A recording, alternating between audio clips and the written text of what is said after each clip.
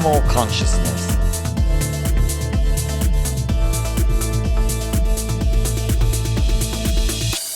Hello, everybody. I'm Randal Massaro for the Animal Consciousness Show with Tom Porter.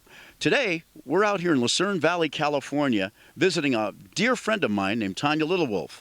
A lot of people know her as Mama Wolf. She's actually runs Wolf Mountain Sanctuary, and you can Google that, and you'll see all the pictures that everyone comes out from Europe and all over the world. They know Tonya, and she has about 20 wolves, I think, out here, and she's been rescuing wolves for many years. I think it's important that we show and educate everyone to the plight of the wolf and educate you on why we need wolves with us and why it's important to save them, and they play a very important role in our ecosystem. So stay tuned, stay with us as we interview Tonya Littlewolf from Wolf Mountain Sanctuary. We'll be introducing you to Roger Dobson from Protect the Wolves, another Native American entity that's fighting to save the wolves.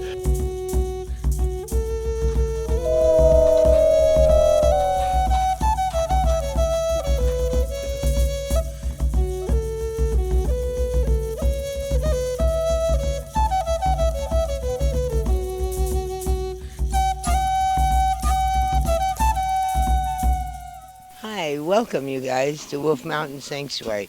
We are now going in to the dens. Wolf Mountain Sanctuary is a nonprofit organization that protects wolves in captivity and in the wild. We do rescues all over the world. We have people out doing our activists for the animals, all animals, not just wolves. Our wild horses, our cougars, our coyotes, our bobcats, the donkeys, every animal, the bears. We are fighting for the lives of our wildlife. Everybody needs to start helping the earth. That's what God put us here for. Native Americans respect the earth and Mother Sky. I love you so much, too. You want some ice? You want some of my ice water? Good boy. Are we tired? It's too hot today? That's why. I'm Chiricahua Mescalero Apache, born in New Mexico on the Mescalero Apache Res. Our brothers are the wild wolves. They're family-oriented. They will not hurt people. They're very shy. They run from people. I'm sorry, I'm very emotional about this. I have people that come from all over the world to sit. They're with post-traumatic syndrome from Texas, all over the world, just to sit with the wolves and feel the spirit of the holiness that God put on these creatures. If you go to Wolves Move Rivers, you'll see why the wolf was made to be here. It's the circle of life. You must walk and watch and sit while they play with their children. It's like you in your home playing with yours. Oh, there's the pups. Oh, yeah. Where? So many of them. Whoa. Two blacks. Just one.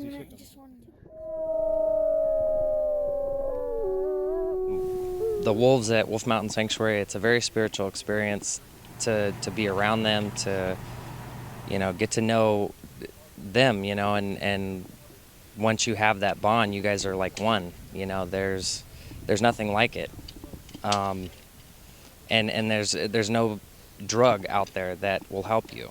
What they give. Thomas, I'm here to fight and support for the wolves and wildlife all over. He helps a lot of the military post-traumatic syndrome soldiers. Yes, going to the wolf sanctuary, it's very spiritual because you can feel the wolves. You have a connection with them. And with that connection, you just want to keep going to the wolf sanctuary to have that connection with the wolves. Come on. Hey, what do we do? What do we do?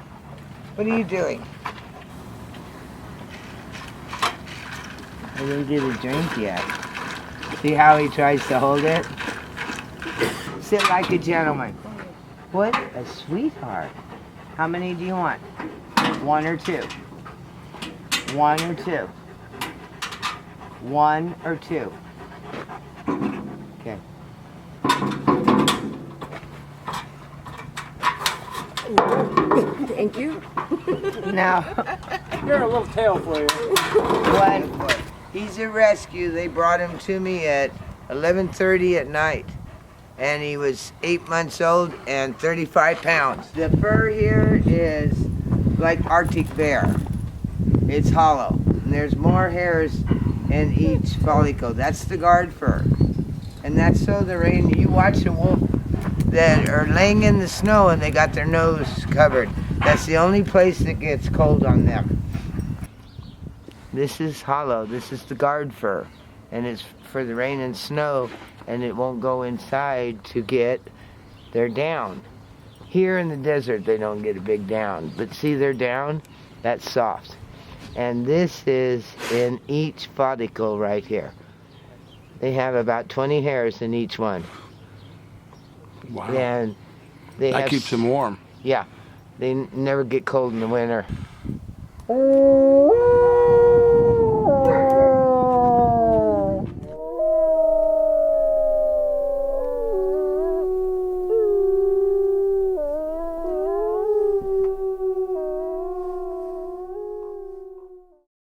So tough. But I love their color. They run up to 35 to 45 miles an hour. They smell in the wild 16 and a half to 17 miles. And if you smell him, he don't have a scent on him. Even when they're wet, they don't smell like a dog. Yeah, that's so their prey and their predator don't smell them.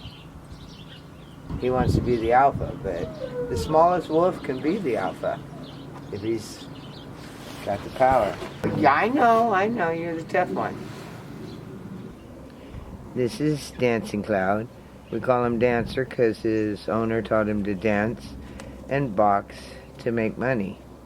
Wolves were given the amber eyes. She's a Canadian tundra. A Canadian tundra wolf, huh? Yeah. And she follows me a lot. Come on.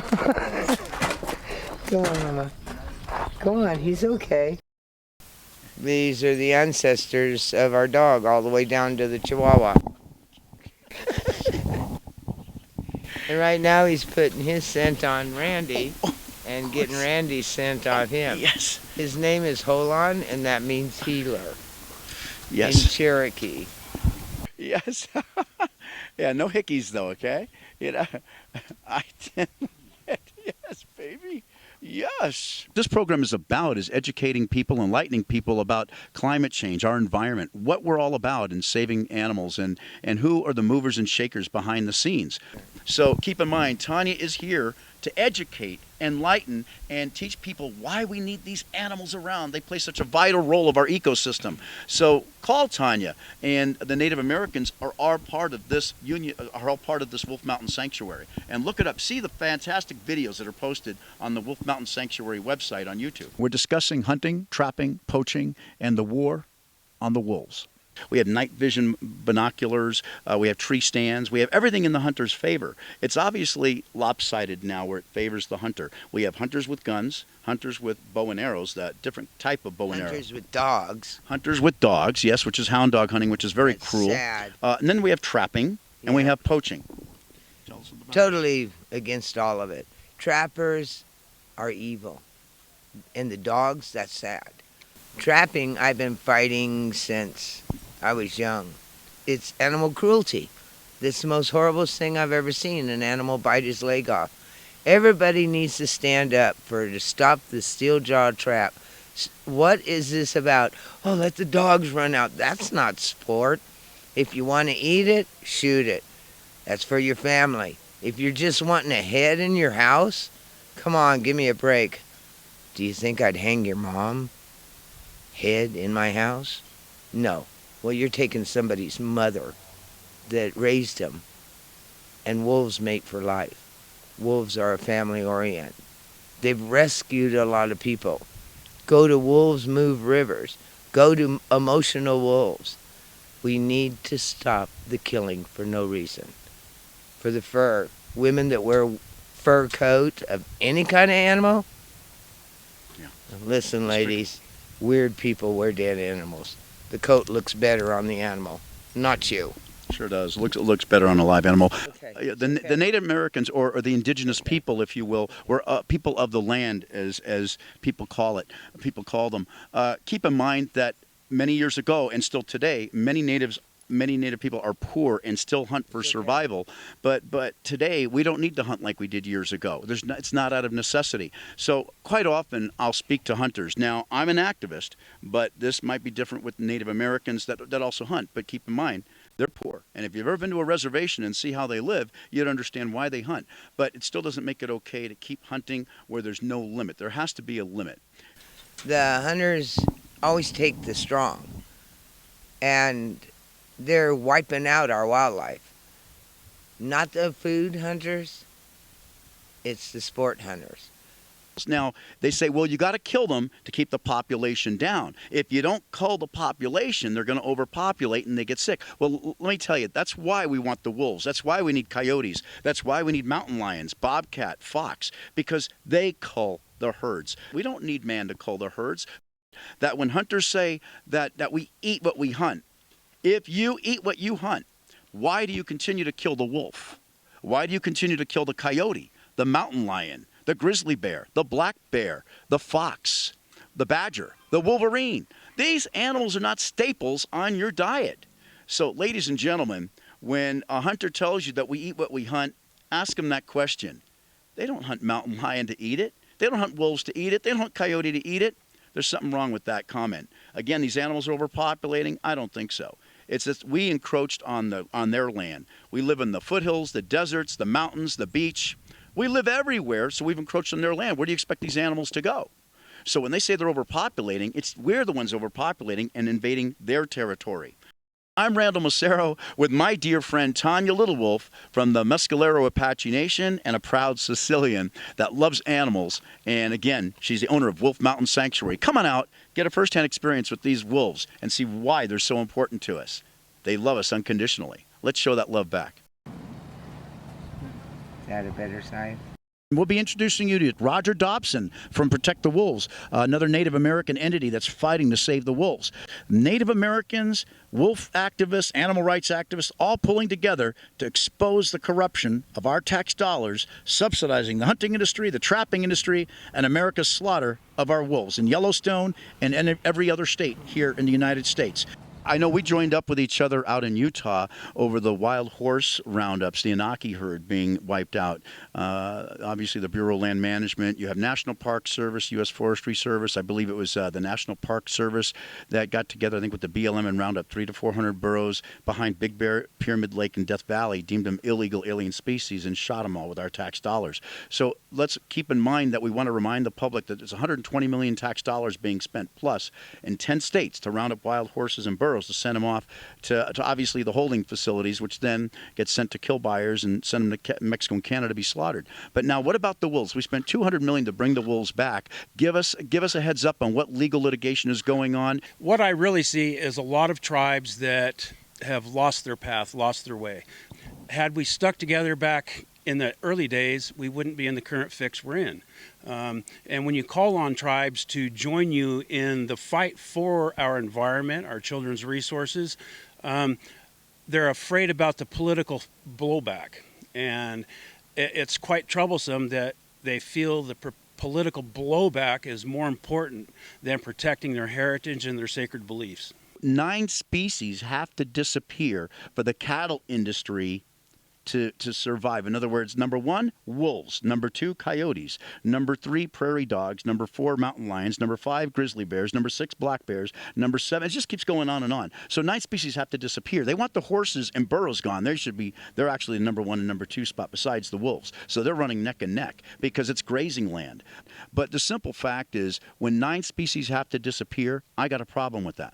I got a serious problem with that. And what happens when they turn cattle as well as sheep out on our public lands?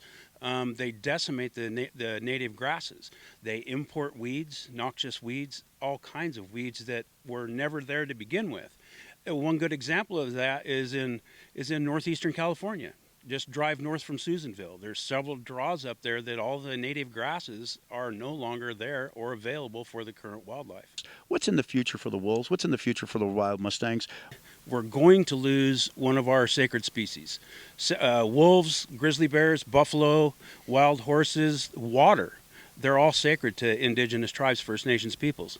And if Indian tribes cannot come together to fight the system and help us protect our sacred religious beliefs, we're going to be in deep trouble. And our kids will no longer have those species to go out there into the wild and see. Idaho, Montana, Wyoming, Colorado, big on wolf hunting. What's going on? Including Washington State. The ranchers alone in Washington State really target the wolves. And where it comes into direct conflict is on their grazing allotments. Well, in Washington State, they graze allotments that truly do not have enough feed there for the existing wildlife to live off of. And I have pictures to document the fact. When they put their cattle in, they're supposed to leave 6 inches of stubble. That's in their Bureau of Land Management grazing allotment specifications, and they just grind it down to nothing but dirt. So, I mean, it happens everywhere. And then again, back to the 20 wolves that were killed this year alone surrounding Yellowstone. These hunters are calling them out of the park. They're baiting them out of the park. Montana this year just changed their hunting and trapping regulations to include snares, and I also have documented pictures of snared wolves. That's not something the public really likes to see, but we post them on our Facebook pages. The public has to be educated as to exactly what is transpiring. This is America's dirty little secret, America's other war, America's war on its wildlife. And what's the name of your organization? Protect the Wolves. Our name is trademarked. You can find us at protectthewolves.com, protectthewolves.org, facebook.com/protectthewolves, amazon.com/protectthewolves. Everything about us is all Protect the Wolves, all spelled together. Remember that wolves are a keystone species to the environment. Without the wolves, we're going to lose other wildlife. For each animal plays a significant role in the vital piece of the puzzle of our ecosystem. Join an animal rights organization. Put pressure on your politicians. Please. Do we want to be known as the generation that wiped out the last species that we share this planet with? I hope not. Thank you.